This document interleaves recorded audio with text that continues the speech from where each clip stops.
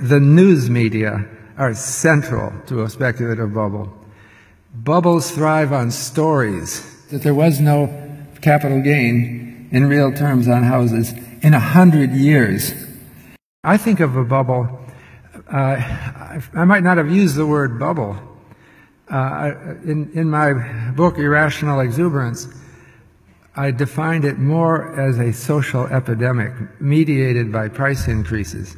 So my definition of a bubble is a period of more or less increases in speculative prices, but not every day and subject to many interruptions.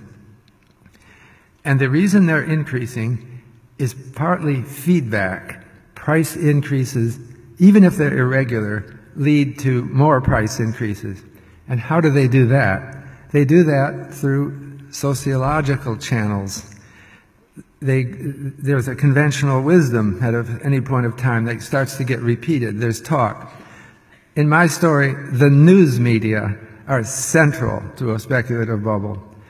Bubbles thrive on stories. Stories are proliferated during a bubble.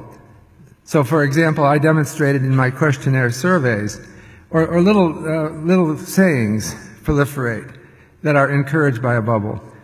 During the stock market boom of the 1990s, the phrase, which you've heard many times, I'm sure, the stock market is the best investment for long-term holders who can buy and hold through the ups and downs of the market. That phrase grew in public acceptance until the peak of the market, and then it fell as the market fell. And as the market went up again into 2007, belief in that phrase went up again. And then it fell after that. So it's not like people are objective observers of the fact, as efficient markets would say. They respond to talk.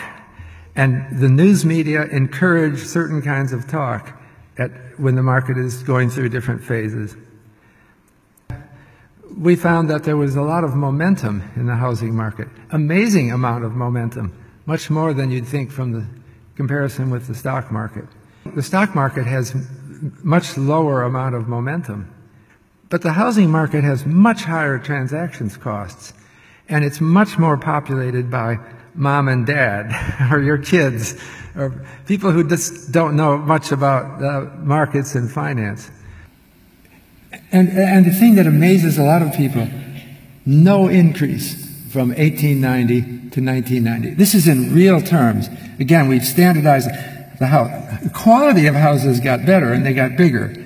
But this is an investment index, so it shows that there was no capital gain in real terms on houses in 100 years.